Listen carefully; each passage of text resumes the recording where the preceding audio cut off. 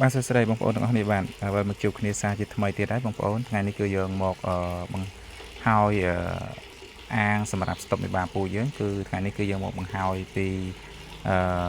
ការរៀបចំកម្របវិញម្ដងហើយនឹងបង្ហាញបងប្អូនពាក់ព័ន្ធជាមួយនឹងការរៀបចំកម្របបែបបិទបើកដើម្បីងាយស្រួលក្នុងការលាងសម្អាតអាងស្តុបមេបាផងយើងនេះបងប្អូនពីថ្ងៃមុនខ្ញុំបានធ្វើវីដេអូពាក់ព័ន្ធជាមួយនឹងការរៀបអាងហើយក៏លម្អិតនៅក្នុងនឹងការពាក់ព័ន្ធជាមួយនឹងការរៀបចំទើបយើងធ្វើអញ្ចឹងវាងាយស្រួលយ៉ាងម៉េចអីយ៉ាងម៉េចអញ្ចឹងក៏ខ្ញុំបានធ្វើនៅក្នុងវីដេអូ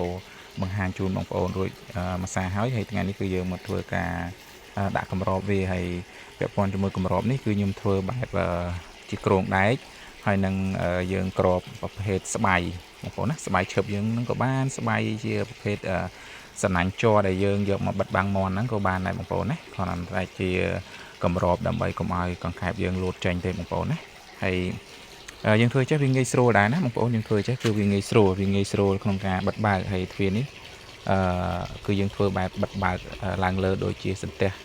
ទ្វារអីចឹងណាបងប្អូនបាទយើងធ្វើតិចវាទៅវាងាយស្រួលវាអត់ពិបាកទាញចុះទាញឡើងបិទបើកទេហើយក៏វាទលាយធំក្នុងការសម្អាតបាតអាងកង្កែបយើងផងដែរហើយបងប្អូនប្រកាសជាឆ្ងល់ថាហេតុអីមិនព្រមធ្វើវាឲ្យខ្ពស់កុំចាំបាច់ប្រសទះវា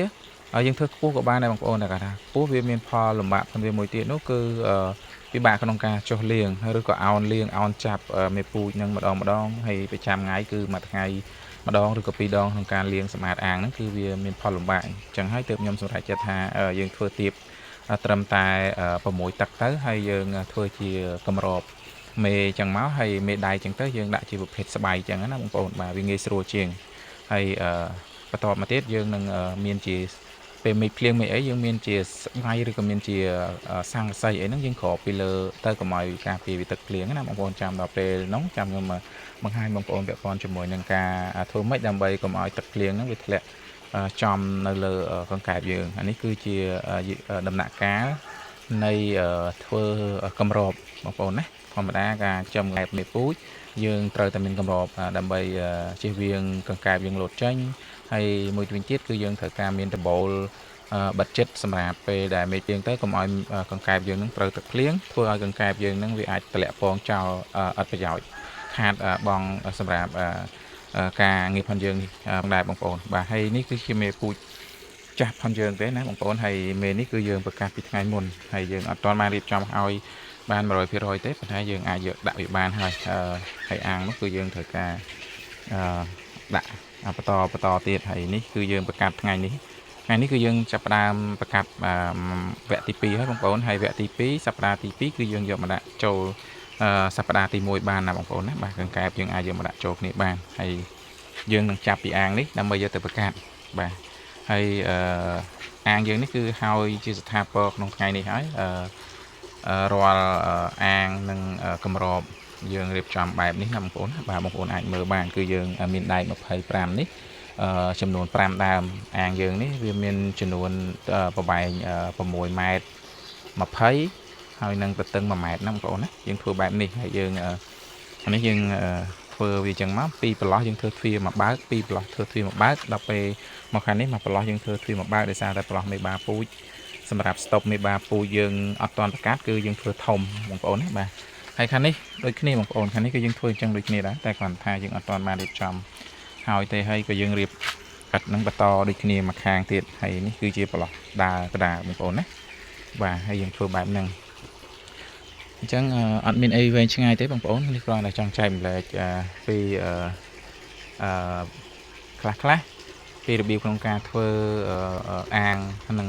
របៀបក្នុងការធ្វើក្របបែបធ្វើម៉េចដើម្បីឲ្យបងប្អូនងាយស្រួលក្នុងការប្រើប្រាស់ប្រចាំថ្ងៃបងប្អូនណាបាទបើបងប្អូនមានគំនិតក្នុងការច្នៃប្រឌិតអ្វីប្លែកពីនេះឬក៏ធ្វើទៅវាចំណេញជាងនេះល្អជាងនេះស្រួលជាងនេះក៏បងប្អូនធ្វើទៅតាមគំនិតផងបងប្អូនទៅបាទហើយក៏កុំភ្លេចចែកម្លែកទៅដល់បងប្អូនយើងផងដែរដើម្បីអីក្រែងគាត់មើលឃើញទៅគាត់ចាប់អារម្មណ៍នៅគំនិតមួយណាគឺគាត់អាចពិចារណាថាធ្វើបែបនេះល្អធ្វើបែបនេះស្រួលធ្វើបែបនេះចំណេញអីចឹងណាបងប្អូនបាទមានអ្វីទេមានតែការចែកម្លែកគ្នានឹងឲ្យបងប្អូនបាទដើម្បីជាចំណេះដឹង តគ្នាចឹងណាបងប្អូនយើងមិនអាចមានចំណេះដឹងហើយយើងមិនអាចលាក់ទុកតែខ្លួនឯងប្រើតែខ្លួនឯងទេបងប្អូនយើងតែងតែចែកម្លែកទោះបីជាការចែកម្លែកផងយើងហ្នឹងវាមិនបានល្អគ្រប់គ្រាន់សម្រាប់បងប្អូនដែលគាត់យកទៅធ្វើតាមក៏មានចំណុចខ្លះដែលបងប្អូនគួរតែសិក្សានិងស្វែងយល់បន្ថែមហើយបងប្អូនអាចរិះគន់ក្នុងន័យស្ថាបនាបានថាធ្វើអញ្ចឹងយ៉ាងម៉េចធ្វើចេះក៏បានធ្វើអញ្ចេះក៏បានអាហ្នឹងស្រេចទៅលើបងប្អូនសម្រាប់ចិត្តទេណាបងប្អូនណាបាទសម្រាប់ទៅលើបងប្អូនសម្រាប់ចិត្តក្នុងការធ្វើទេខ្ញុំមិនចង់ណែនាំបងប្អូនថាបងប្អូនត្រូវតែដាច់ខាតត្រូវតែធ្វើតាមអ្វីដែលខ្ញុំបានណែនាំនេះអត់ទេនេះគ្រាន់តែខ្ញុំចង់បញ្ជាក់និងបង្ហាញពីរបៀបក្នុងការធ្វើហើយបទពិសោធន៍រយៈពេល5ឆ្នាំកន្លងមកគឺខ្ញុំឃើញនឹកឃើញ system បែបនេះវាងាយស្រួលក្នុងការយើងលាងសម្អាតនិងមើលការខុសត្រូវសត្វចិញ្ចឹមយើងហ្នឹងគឺជារៀងរាល់ថ្ងៃព្រោះសត្វចិញ្ចឹមនេះគឺយើងត្រូវការមើលថែវាជារៀងរាល់ថ្ងៃមួយថ្ងៃ2ដងយើងត្រូវបិទបើកកម្របវាមួយថ្ងៃ2ដងអញ្ចឹងបងប្អូនសម័យគិតមើលថាបើសិនជាយើងប្រើជាប្រភេទស័ង្កសីគ្រាន់តែគ្របហើយលើកចុះលើកឡើងឬក៏ជាប្រភេទកម្របថ្មលើកចុះលើកឡើងវាមានផលលំបាកសម្រាប់យើងប្រចាំថ្ងៃបងប្អូនពូវាមិនជាមួយអាទិត្យឬក៏កន្លះខែយើងត្រូវមកអើតមើលវាម្ដងទេយើងត្រូវការអើតមើលវាមួយថ្ងៃ2ដងទៅ3ដងអញ្ចឹងយើងត្រូវការធ្វើរៀបចំ system យ៉ាងម៉េចដើម្បីឲ្យវាមានការងាយស្រួលក្នុងការធ្វើការងារផងយើងប្រចាំថ្ងៃនេះផងដែរបងប្អូនបាទអរគុណច្រើនបងប្អូនទាំងអស់គ្នាវីដេអូនេះក៏មានតែប៉ុណ្្នឹងដែរបងប្អូនបើពេញចិត្តស្រឡាញ់នៅវីដេអូមួយនេះកុំភ្លេចជួយចុច Subscribe ឬក៏ Follow Page ខ្ញុំម្នាក់មួយផងដើម្បីខ្ញុំបាទមានទឹកចិត្តផលិតនៅវីដេអូថ្មីៗដើម្បីចែកម្លែកជូនបងប្អូនទាំងអស់គ្នាទៀតណាបងប្អូនទាំងអស់គ្នាបាទអរគុណបាយបាយជួបគ្នាវីដេអូក្រោយទៀតអរគុណជម្រាបលា